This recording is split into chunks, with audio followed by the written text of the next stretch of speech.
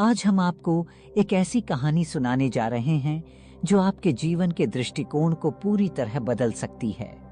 क्या आप जानते हैं कि आपके फिंगरप्रिंट्स सिर्फ आपकी पहचान नहीं, बल्कि आपके कर्मों और भाग्य के बारे में भी महत्वपूर्ण संकेत दे सकते हैं? इस वीडियो में हम एक खास यात्रा पर निकलेंगे, जहां ऋषि अत्रि के ज्ञान के साथ हम समझेंगे कि हमारे जीवन के पैटर्न्स कैसे हमें मार्गदर्शन करते हैं। तो चलिए, बिना किसी देरी के इस रहस्यमय और दिलचस्प कहानी का आनंद लेते हैं। चक्रव्यूह पैटर्न और भाग्य का रहस्य। एक दिन एक युवा शिष्य ऋषि अत्रि के पास आया। उसकी आंखों में अनगिनत प्रश्न थे। वह जिज्ञासा से भरा हुआ था और गहरे आध्यात्मिक ज्ञान की तलाश में था। उसने ऋषि से पूछा, गुरुदेव, क्या हमारे भाग्य और बुद्धि का संबंध हमारी हथेलियों से होता है? यदि भाग्य पूर्व निर्धारित है, तो क्या हम इसे बदल सकते हैं? ऋषि अत्रि मुस्कुराए। उन्होंने शिष्य की हथेली को ध्यानपूर्वक देखा और फिर उसकी उंगलियों के फिंगरप्रिंट पर दृष्टि जमाई। वे कुछ क्षण मौन रहे, फिर धीरे से बोले, तुम्हारे फिंगरप्रिंट में चक्रव्यूह पैटर्न बना है। जानते हो इसका क्या अर्थ है? शिष्य ने सिर हिला दिया। वह उत्सुक था, परंतु अज्ञानी भी। चक्रव्यूह पैटर्न का गूढ़ रहस्य। ऋषि ने धीरे से समझाया, यह चक्रव्यूह पैटर्न महाभारत के अभिमन्यु की कथा से जुड़ा है। जैसे अभिमन्यु ने गर्भ में रहते हुए ही चक्रव्यूह में प्रवेश करने का ज्ञान अर्जित किया था, वैसे ही इस पैटर्न वाले लोग स्वाभाविक रूप से जटिल स्थितियों को समझने की अद्भुत क्षमता रखते हैं। परंतु उन्होंने कुछ देर रुककर शिष्य की ओर देखा, मानो कोई रहस्य उजागर करने जा रहे हों। शिष्य की जिज्ञासा चरम पर थी। ऋषि बोले, अभिमन्यु की सबसे बड़ी समस्या यह थी कि वह चक्रव्यूह में प्रवेश तो कर सकता था, लेकिन उसे निकलने का तरीका नहीं मालूम था। ठीक वैसे ही तुम्हारी बुद्धि अत्यधिक तीव्र है। तुम समस्याओं को हल करने की अद्भुत क्षमता रखते हो, परंतु यदि तुम्हारी अहंकार वृत्ति बढ़ जाए तो तुम स्वयं ही अपने विचारों के जाल में उलझ सकते हो। शिष्य अचंभित था। उसने ऋषि से पूछा, गुरुदेव, तो इसका समाधान क्या है? अहंकार का त्याग और ध्यान की शक्ति। ऋषि ने मुस्कुराते हुए कहा, हर चक्रव्यूह से बाहर निकलने का एक ही तरीका है, संयम, धैर्य और ध्यान। तुम्हारी बुद्धि एक शक्तिशाली तलवार के समान है। यदि इसे अहंकार से जोड़ोगे तो यह तुम्हें ही काट देगी। यदि इसे ध्यान और करुणा से जोड़ोगे तो यह तुम्हारे लिए ब्रह्मास्त्र बन जाएगी। शिष्य ने सिर झुका लिया। उसे उत्तर मिल गया था। ऋषि ने अंत में कहा, सफल वही होता है जो अपने विचारों के चक्रव्यूह को पार कर स्वयं को जान लेता है। तुम किस मार्ग पर जाना चाहते हो? शिष्य की आंखों में नई रोशनी थी। वह समझ चुका था कि भाग्य केवल लिखित नहीं है, इसे बुद्धि और संयम से बदला भी जा सकता है। अनंत धारा और निर्णय की परीक्षा। दूसरा शिष्य ऋषि अत्रि के पास आया। उसकी आंखों में कई सवाल थे। वह अपने जीवन में अक्सर असमंजस की स्थिति में रहता था और निर्णय लेने में कठिनाई महसूस करता था। उसने जिज्ञासा पूर्वक पूछा, गुरुदेव, क्या मेरे भाग्य और बुद्धि का संबंध भी मेरी हथेलियों से जुड़ा है? मुझे जीवन में सही दिशा कैसे मिलेगी? ऋषि ने शिष्य की हथेलियों को ध्यान से देखा और फिर उसकी उंगलियों के निशानों पर नजर गड़ा दी। उन्होंने गहरी सांस ली और बोले, दादी, तुम्हारे फिंगरप्रिंट में अनंत धारा का चिन्ह बना हुआ है। क्या तुम जानते हो इसका क्या अर्थ है? शिष्य चकित था। उसने सिर हिलाया और उत्तर की प्रतीक्षा करने लगा। अनंत धारा का गूढ़ रहस्य। ऋषि अत्रि बोले, अनंत धारा का अर्थ है प्रवाह, जो हमेशा बहता रहता है, ठीक वैसे ही जैसे एक नदी निरंतर बहती रहती है। तुम्हारे विचार और भावनाएं भी निरंतर बहती रहती हैं। तुम एक संवेदनशील और सहज व्यक्ति हो। तुम्हारे भीतर करुणा और समझ की गहराई है, लेकिन तुम्हारी सबसे बड़ी चुनौती यह है कि जब जीवन में महत्वपूर्ण निर्णय लेने की बात आती है तो तुम हिचकिचाने लगते हो। शिष्य ने उत्सुकता से पूछा, गुरुदेव, यह मेरी कमजोरी क्यों बनती है? ऋषि मुस्कुराए और बोले, क्योंकि एक नदी केवल तब तक शक्तिशाली होती है जब तक उसका प्रवाह नियंत्रित रहता है। यदि वह दिशाहीन हो जाए तो वह या तो दलदल में बदल जाती है या समुद्र तक पहुंचने से पहले ही रास्ते में विलीन हो जाती है। संवेदनशीलता और निर्णय की उलझन। ऋषि ने एक कहानी सुनाई। बहुत समय पहले एक नदी थी जो समुद्र तक पहुंचना चाहती थी। उसने पहाड़ों, जंगलों और मैदानों को पार किया, लेकिन जैसे ही वह रेगिस्तान में पहुंची, वह रुक गई। उसे लगा कि यह उसकी यात्रा का अंत है। उसने सोचा, अगर मैंने आगे बढ़ने की कोशिश की तो मैं इस गर्म रेत में विलीन हो जाऊंगी। वह वहीं ठहर गई और सोचने लगी कि क्या करना चाहिए। तभी एक हवा के झोंके ने उससे कहा, यदि तुम यहां रुकी रही तो धीरे धीरे समाप्त हो जाओगी, लेकिन यदि तुम अपने रूप को बदलने के लिए तैयार हो तो तुम उड़ सकती हो। नदी ने पूछा, कैसे? हवा ने उत्तर दिया, सूर्य की गर्मी तुम्हें वाष्प में बदल देगी और तुम बादल बनकर आसमान में उड़ोगी। फिर जब समय आएगा तो तुम बारिश बनकर वापस समुद्र में गिरोगी। नदी को डर लगा, लेकिन उसने भरोसा किया। वह भाप बनकर बादलों में परिवर्तित हो गई और जब सही समय आया तो उसने समुद्र में लौटकर अपनी यात्रा पूरी की।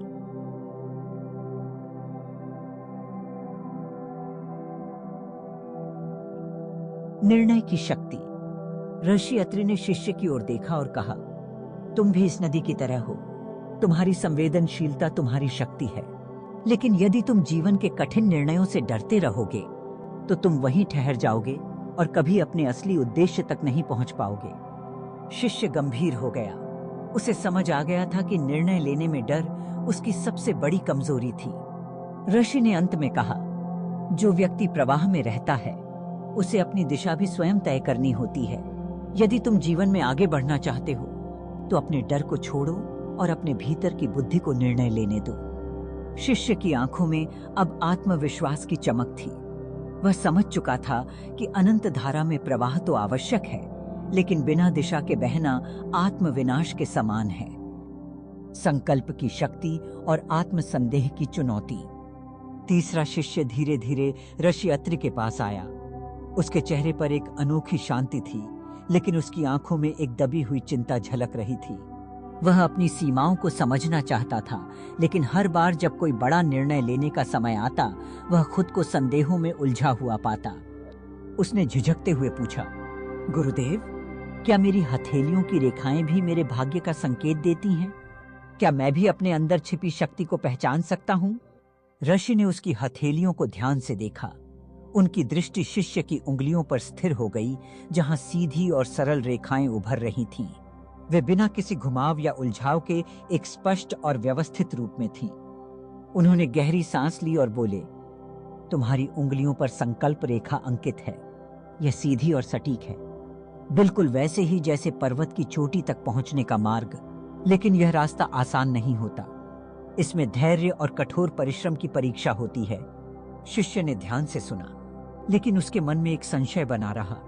उसने धीमी आवाज में पूछा, गुरुदेव, यदि मेरे हाथों में यह शक्ति है तो फिर मैं अपने हर निर्णय पर संदेह क्यों करता हूं? आत्मसंदेह का भंवर। ऋषि मुस्कुराए और बोले, तुम्हें एक पुरानी कथा सुनाता हूं। बहुत समय पहले एक नवयुवक था जिसे पर्वतों की ऊंचाइयों तक चढ़ने का बहुत शौक था। वह हमेशा बड़े लक्ष्यों के बारे में सोचता था, लेकिन जब भी पर्वत की चोटी पर चढ़ने का समय आता, वह खुद को यह कहते हुए रोक लेता, क्या मैं सच में यह कर सकता हूं? उसने कई बार प्रयास किया, लेकिन जैसे ही वह आधे रास्ते तक पहुंचता, उसके मन में संदेह घर कर लेते। अगर मैं गिर गया तो? अगर मैं पर्याप्त सक्षम नहीं हूं तो? आखिरकार वह अपने ही संदेहों से हारकर हमेशा नीचे लौट आता। विश्वास बनाम भय। एक दिन एक वृद्ध संत ने उसे देखा और पूछा, तुम हर बार आधे रास्ते से लौट क्यों आते हो? युवक ने उत्तर दिया, मुझे डर लगता है कि कहीं मैं असफल न हो जाऊं। संत ने मुस्कुराकर कहा, क्या तुम जानते हो कि पर्वत की सबसे ऊंची चोटी पर कौन पहुंचता है? युवक ने सिर हिलाया। संत बोले, वह नहीं जो सबसे तेज चढ़ता है, बल्कि वह जो बिना रुके निरंतर आगे बढ़ता रहता है। युवक को बात समझ आ गई। उसने एक बार फिर पर्वत पर चढ़ाई शुरू की, लेकिन इस बार उसने अपने संदेहों को पीछे छोड़ दिया। धीरे धीरे कठिनाइयों को पार करते हुए वह आखिरकार चोटी पर पहुंच गया। शिष्य का आत्मबोध। ऋषि अत्रि ने शिष्य की ओर देखा और कहा, तुम भी उस पर्वतारोही की तरह हो। तुम्हारे भीतर धैर्य और कठिन परिश्रम की शक्ति है, लेकिन यदि तुम आत्मसंदेह को अपने ऊपर हावी होने दोगे तो तुम कभी अपनी असली क्षमताओं तक नहीं पहुंच पाओगे। शिष्य गंभीर हो गया। उसे एहसास हो गया कि उसकी सबसे बड़ी बाधा बाहरी दुनिया में नहीं बल्कि उसके भीतर थी। ऋषि ने अंत में कहा, जो अपनी सीमाओं को स्वीकार कर लेता है वह हमेशा सीमित रह जाता है, लेकिन जो अपने संकल्प को मजबूत कर लेता है वह किसी भी ऊंचाई को छू सकता है। शिष्य की आंखों में अब आत्मविश्वास की चमक थी। उसने निश्चय किया कि अब से वह अपने डर को नहीं बल्कि अपने संकल्प को अपना मार्गदर्शक बनाएगा। क्या भाग्य बदला जा सकता है? शिष्यों की आंखों में जिज्ञासा की ज्वाला प्रज्वलित थी। ऋषि अत्रि के गूढ़ वचनों ने उनके मन में कई प्रश्न जगा दिए थे। उनमें से एक ने साहस जुटाकर पूछा, गुरुदेव, यदि हमारे फिंगरप्रिंट पहले से तय हैं, तो क्या हमारा जीवन भी पहले से निर्धारित है? क्या हम अपने भाग्य को बदल सकते हैं? ऋषि मुस्कुराए। उन्होंने शिष्यों को अपने पीछे आने का संकेत किया और पास ही बह रही एक नदी की ओर चल पड़े। नदी की धाराएं उछल कूद कर रही थीं। कभी तेज गति से बहती तो कभी किसी चट्टान से टकराकर दिशा बदल लेती। ऋषि ने जल की सतह पर हाथ फेरते हुए कहा, रात भर दीपक जलता रहा, लेकिन अगर तुम चाहते तो क्या तुम इसे बुझा सकते थे? किसान ने उत्तर दिया, हाँ, मैं इसे किसी भी समय बुझा सकता था। संत ने मुस्कुराते हुए कहा, यही तुम्हारे भाग्य का भी रहस्य है। यह दीपक तुम्हारे प्रारब्ध का प्रतीक है। यह तुम्हें मिला है, परंतु इसे जलाए रखना या बुझा देना तुम्हारे हाथ में है। निष्कर्ष, कर्म से भाग्य निर्माण। शिष्य अब और भी ध्यान से सुन रहे थे। ऋषि अत्रि ने अपनी दृष्टि उठाई और बोले, अगर भाग्य ही सब कुछ तय करता तो कोई मेहनती व्यक्ति कभी सफल न होता और कोई आलसी कभी असफल न होता। लेकिन ऐसा नहीं है। तुम्हारे कर्म ही तुम्हारे भाग्य को गढ़ते हैं। यदि तुम अपनी बुद्धि, परिश्रम और ध्यान का सही उपयोग करोगे तो तुम अपनी नियति को नया स्वरूप दे सकते हो। उन्होंने आगे समझाया, तुम्हारे फिंगरप्रिंट एक संभावना को दर्शाते हैं, लेकिन वे तुम्हें बाध्य नहीं करते। जैसे एक कलाकार को कैनवास और रंग दिए जाते हैं, लेकिन अंतिम चित्र वही बनाता है, वैसे ही तुम्हारा भाग्य भी तुम्हारे कर्मों से आकार लेता है। शिष्यों के चेहरे अब आश्चर्य और प्रेरणा से चमक उठे। वे समझ चुके थे कि भाग्य केवल एक दिशा देता है, लेकिन उसे कैसे मोड़ना है यह उनके स्वयं के हाथों में है। ऋषि मुस्कुराए और अंत में बोले, सागर तक पहुंचना तय है, लेकिन कौन सा मार्ग अपनाना है यह तुम्हारे हाथ में है। शिष्यों ने अब निश्चय कर लिया था, वे अपने जीवन को केवल भाग्य के सहारे नहीं छोड़ेंगे, बल्कि अपने कर्मों से उसे एक नया रूप देंगे। भाग्य से ऊपर कर्म की शक्ति। शिष्यों के मन में अब कोई संदेह नहीं बचा था। ऋषि अत्रि के वचनों ने उन्हें जीवन का एक नया दृष्टिकोण दे दिया था। वे समझ चुके थे कि भाग्य को कोसने से कुछ हासिल नहीं होगा, असली ताकत उनके कर्मों में निहित थी। लेकिन एक शिष्य अभी भी थोड़ा असमंजस में था। उसने झिझकते हुए पूछा, गुरुदेव, यदि कर्म ही सब कुछ है तो फिर जो लोग कठिन परिश्रम के बावजूद सफल नहीं होते, उनके साथ अन्याय क्यों होता है? ऋषि ने गहरी सांस ली और पास ही पड़े एक छोटे से बीज को उठाया। वह बीज बहुत हल्का था, लेकिन उसमें विशाल वृक्ष बनने की अपार क्षमता थी। उन्होंने उस बीज को अपनी हथेली पर रखते हुए कहा, यह बीज देखो, इसमें एक वटवृक्ष बनने की पूरी संभावना है, लेकिन यदि इसे सही मिट्टी, जल और प्रकाश न मिले तो यह अंकुरित नहीं होगा। परंतु इसका यह अर्थ नहीं कि इसमें वृक्ष बनने की क्षमता नहीं थी। शिष्य ध्यान से सुन रहा था। ऋषि ने आगे कहा, कर्म केवल प्रयास करने का नाम नहीं है, यह सही दिशा में किए गए सतत प्रयासों का नाम है। बहुत से लोग कोशिश तो करते हैं, लेकिन या तो वे अधीर हो जाते हैं या फिर वे सही दिशा में नहीं बढ़ते। यदि यह बीज बंजर भूमि में गिर जाए तो यह कैसे वृक्ष बनेगा? एक किसान की कथा। शिष्यों की समझ को और स्पष्ट करने के लिए ऋषि ने एक और कथा सुनाई। बहुत समय पहले एक किसान था। उसने अपनी पूरी मेहनत से खेत में बीज बोए, लेकिन बारिश समय पर नहीं हुई। फसल बर्बाद हो गई। किसान दुखी होकर कहने लगा, मैंने तो मेहनत की थी, फिर भी मुझे सफलता क्यों नहीं मिली? वह एक ज्ञानी संत के पास पहुंचा और अपना दुख व्यक्त किया। संत ने मुस्कुराते हुए कहा, तुम्हारी मेहनत में कोई कमी नहीं थी, लेकिन क्या तुमने फसल को सूखे से बचाने का कोई उपाय किया? क्या तुमने जल स्रोत का प्रबंध किया? किसान चुप हो गया। वह समझ गया कि केवल परिश्रम करना ही काफी नहीं है, बल्कि उसके साथ बुद्धिमानी भी आवश्यक है।